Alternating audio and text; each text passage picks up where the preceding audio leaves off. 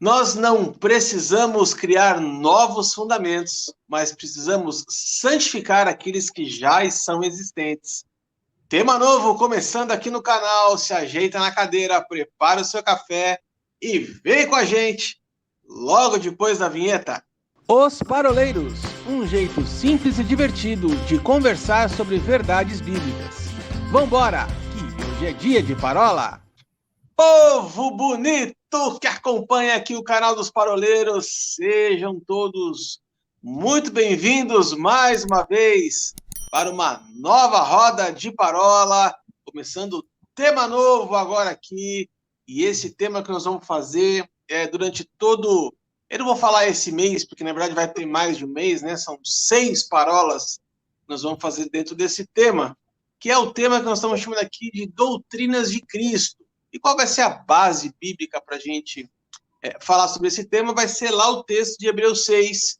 Então, fique ligadinho, nos acompanhe nas próximas 6 semanas. Nós vamos falar muita coisa boa, muita coisa bonita e, principalmente, muita coisa bíblica.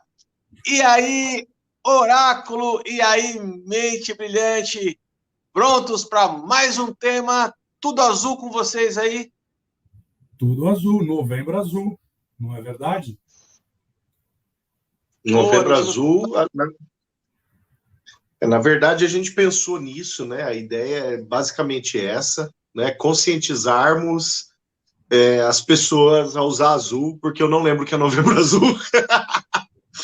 Mas use azul, vai ser bom. Na dúvida, use azul. Na dúvida, né? Entra na jogada. O negócio é tá na vibe. Afinal de contas, quem não ajuda não atrapalha, né? Não quer ajudar, também não atrapalha. Exatamente. Filosofia de boteco.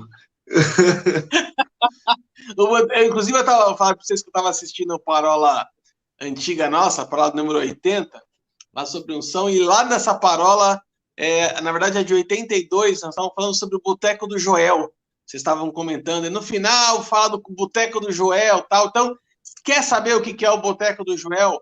Parola de número 82, acelerando na unção, um tema também sensacional que nós fizemos aqui há uns meses atrás. Mas o tema não é esse. Há exatas 40 parolas atrás. O que é isso, hein? 82. Eu lembro quando a gente começou. A gente ainda era amador nesse negócio. Não, a gente era muito amador. A gente ficava brincando, Paulinho. Chegamos na parola 15. Quem diria? Chegaríamos na 15. Vixe, estamos na 122 já agora começando. E sem prazo de validade, né? Sem prazo de validade. Exatamente.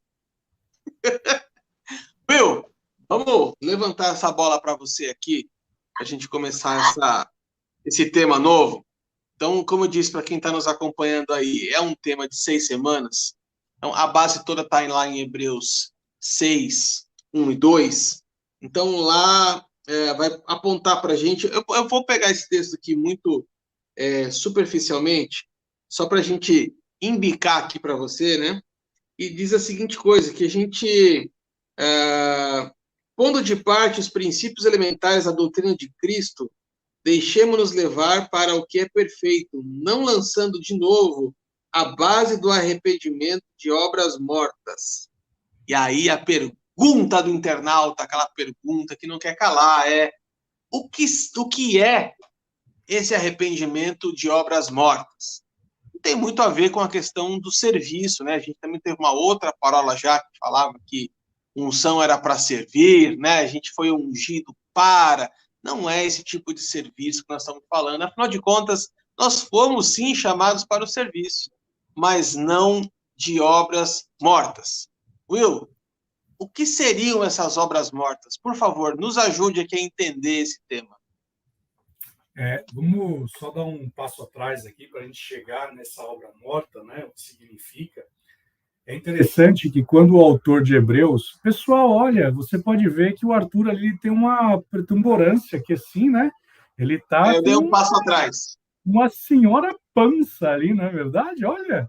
Camisa de bolinha. Não, você falou para ele, vamos dar um passo atrás, ele deu um passo atrás, aí reveladora lá, Olha revelador. lá. Brincadeira, hein? Literalmente Garoto, uma barriga tanquinho.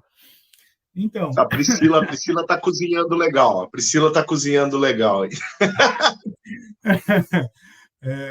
quando a gente vai falar desse texto, ele é bem interessante, porque nós temos que fazer aqui uma ligação com um texto que está lá em 1 Pedro, se eu não me engano, que vai dizer que se alguém te pedir a razão, você tem que estar preparado, né? Por que disso? Porque quando o autor aqui de Hebreus, e aí eu vou dar uma provocada no Arthur, no Paulinho, a quem eu reputo ter escrito Paulo, ele vai dizer... Hoje está demais. Ele vai dizer o seguinte, olha, existem 6 doutrinas, né? Esses 6 fundamentos, todas vão convergir para Cristo.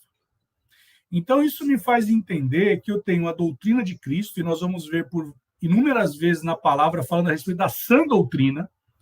Se existe a sã doutrina, significa dizer que eu tenho a falsa doutrina, significa dizer que eu tenho a doutrina de homens, eu tenho a doutrina que ela vai ser pautada como a doutrina de demônios, e eu vou ter também aquela doutrina que ela é a doutrina de costumes, de usos, né? Então, quando o autor de Hebreus ele está falando a respeito da doutrina de Cristo, né, ou as doutrinas básicas, né, mas o autor está dizendo aqui aos princípios elementares da doutrina de Cristo, isso me faz entender que esses 6 pilares que nós iremos falar nessas parolas, todas elas têm que convergir para Cristo. Todas elas. Eu não me lembro agora qual foi o autor, seguro não foi W. Kenyon, tão menos foi T.L. Osborne, antes de vocês me provocarem, disse o seguinte, se você for ministrar algo, ministre algo focado naquilo que é dito por Cristo. O que Cristo fez... Irmão Reagan. Acho que não foi o Reagan, não. Foi outro que eu li. Bom, mas o que eu quero dizer com isso? Veja que as 6 doutrinas, ele está falando assim, por isso, pondo de parte os princípios elementares da doutrina de Cristo. E aí ele passa a dizer quais são essas doutrinas, né? O que compõe a doutrina de Cristo. E aí ele vai falar, a primeira delas é o arrependimento de obras mortas. E quando nós vamos falar de arrependimento de obras mortas, nós temos que entender aqui, vamos fazer uma divisão, primeiro, do arrependimento e o que são as obras mortas. Por que isso é importante? O profeta Isaías, em determinado momento, ele vai dizer o seguinte, olha, porque a nossa justiça, ela é tida como trapo de imundícia. Então, nós precisamos entender que eu devo me arrepender daquilo que eu reputo como sendo o caminho correto para chegar até Cristo.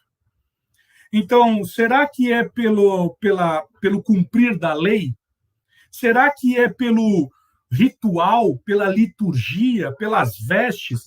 Eu acabei de ler esse livro aqui, ó, acho sensacional. Você que está nos assistindo, nos ouvindo, não é de E.W. Kenyon, tampouco é de Reagan, mas sim de Russell Shedd. Recomendo essa leitura, fantástica essa leitura. E ele vai dizer a respeito de 3 tipos de doutrina. Ele vai falar sobre o legalismo, ele vai falar sobre o formalismo, e ele vai falar também a respeito daquilo que seria a doutrina que nós devemos seguir, né? Então, muitas vezes eu estou seguindo um formalismo, um legalismo, né? Um tradicionalismo. Será que a minha tradição, será que a minha formalidade, será que o meu legalismo, ela cheira bem? O próprio Cristo, né? O salmista, na verdade, ele vai dizer que muitas vezes o formato como eu prego, como eu vivo, o formato com que eu me posiciono, eu não vou cheirar bem. Eu não vou me posicionar bem diante de Deus. Então, não é o muito seguir o ritualismo, não é o seguir de forma sistemática a forma como eu me posiciono. Aí, tá vendo? Só crente aqui. Agora, pergunta se o Arthur tem. O Arthur não tem isso. O Arthur não tem. Mas ele deveria, porque o berço dos 3 aqui é o metodismo, e ele cita o metodismo aí, hein? Fechou. Então tá na minha leitura para o ano que vem. Então, o que acontece? Quando nós vamos falar de arrependimento de obras mortas, a primeira coisa que nós devemos entender é que deve existir em nós, para que nós alcancemos a salvação, não vai ser pelas obras, não vai ser pelo meu formalismo, não vai ser pelo meu legalismo, porque se fosse assim, os judeus, eles não precisariam de Cristo. Se fosse pelo legalismo, né, pelo muito praticar das obras, os judeus, eles herdariam a salvação. Sim, é fato que Romanos 11, Paulo ele vai dizer a respeito de que, ei, gentios, alto lá, não vai achar que você é a última Coca-Cola no deserto. Não é isso. Porque ainda existe uma promessa, existe ainda um remanescente dos judeus que vão herdar a salvação, isso é fato. Mas quando nós estamos falando de arrependimento de obras mortas, a palavra está falando a respeito do nosso posicionamento. Será que, e aí eu vou citar uma frase do Luciano Subirá, no seu livro Graça Transformadora, que ele fala algo muito interessante. Não são as obras que me levam à salvação, mas é a salvação que me leva ao fazer e ao cumprir as obras, né? Então, quando eu vou falar a respeito de arrependimento de obras mortas, eu tenho que ver a respeito daquilo que a própria palavra vai dizer a respeito de arrependimento que gera frutos. Veja, então, eu tenho que me arrepender daquilo que eu reputo como sendo o meio pelo qual eu vou herdar a salvação. Lembra que Jesus ele é questionado, falar do seguinte: ei, Jesus, os teus discípulos, eles não lavam as mãos para comer. E o que Jesus ele fala? Rapaz, vocês estão preocupados com aquilo que vocês estão lavando as mãos. Você acha que é isso que vai fazer você herdar a salvação?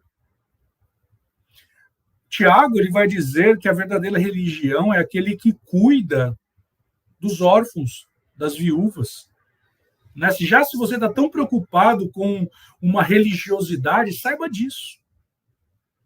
Então, quando nós começamos a falar a respeito de arrependimento de obras mortas, aqui ele não está falando, sim, é verdade que para você ser salvo, você tem que se arrepender, tem que ter a metanoia, não é remorso, mas é você se posicionar em relação àquilo que vai te levar de fato à salvação. Porque se fosse de modo contrário, se o teu arrependimento ele fosse pela prática do muito você fazer, o apóstolo Tiago ele vai dizer o seguinte: olha, se você se gloria naquilo que você está fazendo, saiba de uma coisa, isso de nada vai valer. As tuas obras não vão valer de absolutamente nada. E, na verdade, você está atraindo para você o holofote, quando, na verdade, o holofote tem que estar sobre Cristo. E ele é o meio pelo qual, ele é o caminho, a verdade e a vida que vai te levar à salvação. E aí, quando nós pegamos lá em 2 Coríntios, capítulo 7, no verso 9 e 11, vai falar a respeito da tristeza segundo Deus. Isso para nós também é importante, porque o arrependimento que vai ser gerado em mim é um arrependimento para a vida. Então, isso faz com que nós venhamos a romper e a quebrar uma vaca sagrada aqui. Porque nós temos que romper com o formalismo, nós temos que romper com o legalismo, nós temos que romper com o tradicionalismo. Isso não significa dizer que a tradição ela é ruim, mas se ela é o meio pelo qual você julga que vai herdar a salvação, você tem que se arrepender dela. Ô Will, você tocou no Lei, Graça e Santificação do Russell Shedd, né? E eu me lembro que nesse livro ele fala, em um dos capítulos, ali no início, mas ele vai falar acerca da concepção, do entendimento veterotestamentário da forma de alcançar justificação, né? Que era cumprimento de dever. Então, qual é eu acho que você usou um exemplo muito legal aí, né? Um exemplo muito feliz quando você coloca o povo questionando Jesus acerca dos discípulos dele lavar a mão ou não, né? E Jesus, ele demonstra que o ponto de partida, o pressuposto dele e dos discípulos, por consequência, era diferente do pressuposto do povo. Eu acho que essa palavra é uma palavra-chave, pressuposto, ou seja, da onde eu parto, da onde partem as minhas suposições, né? O que subsidia as minhas suposições. E a própria carta aos Hebreus, que não é de Paulo, embora ela tenha uma teologia... Será? Ela tem uma teologia extremamente paulina, mas ela não tem a letra de Paulo, né? Mas isso fica para outro momento, né? Essa discussão a gente puxa a corda, a gente faz como é que fala? Um cabo de guerra em outro momento. Mas a carta aos Romanos, na sua composição, aliás, carta aos Hebreus, né? Na sua composição, né? E eu ia dizendo que chamar Hebreus de carta é uma afronta, né, ao próprio conteúdo, porque, embora sim ela esteja listada no meio das epístolas, né, do corpo literário epistolar do Novo Testamento, Hebreus nada mais é do que um baita de um tratado teológico, quem sabe o maior tratado teológico da Bíblia, né? E que tem uma finalidade, é a finalidade de fazer convergir a doutrina essencial dos judeus, né, em Cristo, fazer convergir em Cristo a doutrina essencial deles. E aqui, quem sabe, o capítulo 6, ele é essa virada de chave, né? Porque até agora, o que o autor fez? Até agora, o autor ele veio apresentando fundamentos que são convergentes na doutrina judaica com a doutrina cristã. E chega no capítulo 6, ele fala assim, agora nós temos que colocar aquilo que é rudimentar no seu devido lugar e avançar para aquilo que é excelente. Então vamos lá. O que é o excelente? O que é o rudimentar e o que é o excelente? Né? Você tinha dado um passo atrás, deixa eu dar dois aqui. O que é o rudimentar e o que é o excelente? O rudimentar, segundo agora vai aparecer a coxa do Arthur. Né? Não posso dar dois passos para trás porque eu tô com calça de pijama, pô. Tá, não, aí não, é melhor não. Deixa quieto.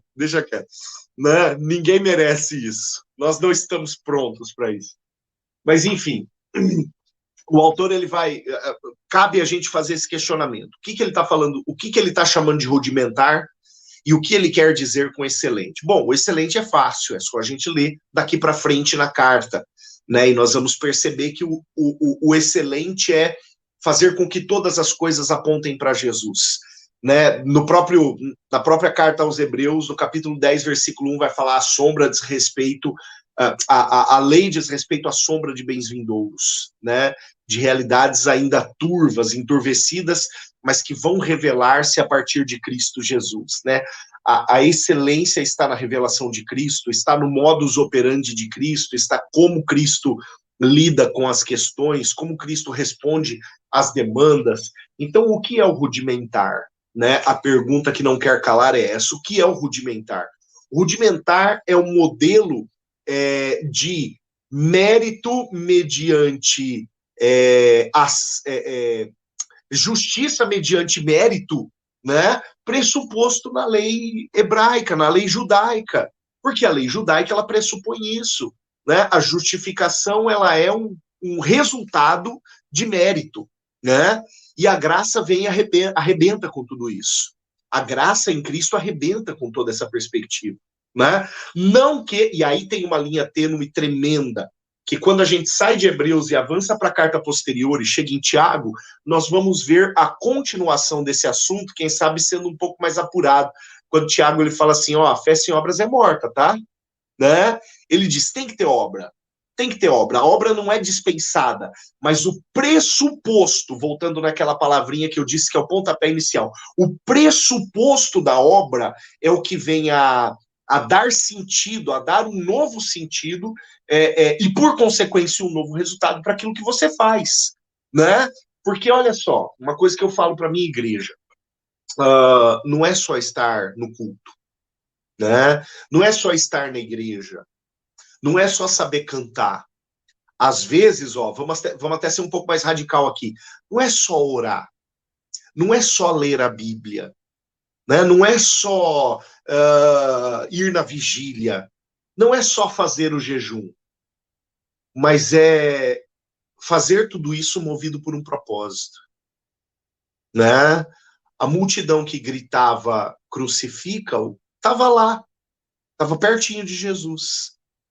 Assim como João, Maria, Joana e outras mulheres estavam aos pés da cruz. Marta estava na mesma casa, na sua casa, né, junto com sua irmã Maria, enquanto Marta estava ocupada com muitas coisas, diz a palavra, Maria estava lá sentada nos pés de Jesus. Então não é só ter tempo com Jesus, mas tempo dedicado para Jesus. E o dedicado para é o pressuposto que dá sentido ao tempo com Jesus. Você acabou de citar aquilo que o próprio Russell Shedd ele fala, né? Que uma coisa é você estar em obediência e de disposição do coração, isso vai refletir exatamente o que ele refuta, né? O que ele rejeita, quando ele fala, olha, vocês que seguem a tradição, o tradicionalismo, você que segue o formalismo e aquilo que você segue como legalismo, porque você acha que isso vai te levar a um caminho de salvação. Ei, para tudo, porque é pela graça. Exato. Graça. E você aí está fazendo esforço. Então, talvez, e aí você falou do jejum, vamos lembrar, Jesus, quando chega o publicano e o pecador, ele começa, e o fariseu, o publicano e o fariseu, o publicano ele fala assim, olha, eu não posso nem olhar para cima. E já o fariseu que ele começa a falar, porque eu. Aí Jesus fala assim, quem foi justificado? Ou seja, porque eu cumpro tudo que a lei está falando, então é como se eu tivesse o colar do anjo para falar, eu já estou salvo, né? Então, isso tem que ser disruptivo. O arrependimento de obras mortas é algo para nós muito importante, porque Paulo ele vai dizer, né, Paulinho, que foi para a liberdade que nós somos chamados. E o formalismo, o legalismo, o tradicionalismo nos prende, nos aprisiona. Exato. Que é exatamente esse... Aqui a gente tem uma teologia paulina muito expressa no capítulo 6, quando ele fala acerca do arrependimento das obras mortas. Né? Quando ele toca nesse assunto, é exatamente disso que ele está falando, as obras que não são fundamentadas em um princípio de vida. Quando eu falo de pressupostos, é aqui que eu queria chegar. Nós temos dois pressupostos. Aquilo que nós podemos ofertar por nós mesmos, por nosso próprio esforço, e aquilo que nós podemos ofertar como resultado da nova vida de Cristo em nós. Né? O que eu posso ofertar? O que eu posso ofertar é perecível, por mais legal que seja, é perecível. O que eu posso ofertar é pequeno. O que eu posso ofertar não é eterno. Né? O que eu posso ofertar não vai gerar resultados para a eternidade. O pendor da carne dá para a morte. É isso que a palavra fala ali na primeira carta aos Coríntios. Agora, quando eu ofereço, quando eu resulto aquilo que é o frutificar da vida de Cristo em mim, né, Colossenses 3:3 fala que a minha nova vida é uma vida que está em Cristo, que estava no céu escondida com Cristo em Deus. A partir do momento que eu semeio daquilo que é de Cristo em mim, isso vai frutificar vida. Isso não é obra morta. Agora, tem que ser o semear daquilo que é de Cristo em mim. É o fluir de Cristo através da minha vida. Então, não é estar na igreja, querer estar lá. Não é jejuar, querer jejuar. Polêmica! Olha a polêmica! Aí, nesse exato momento, aqueles que são religiosos vão dizer: o pastor falou que não é estar na igreja. Eu falei isso para a minha igreja, inclusive. Aliás, boa parte daquilo que eu trago aqui, eu já ministrei antes para o meu povo. E eu falei categoricamente isso há 2 ou 3 domingos atrás. Eu não quero que você esteja aqui, eu quero que você queira estar aqui. Né? Eu não quero que você cante, eu quero que você adore. Eu não quero que você venha na vigília para orar, eu quero que você queira e entenda a sua necessidade de orar. E é exatamente esse ponto. A obra por si só é morta e não justifica.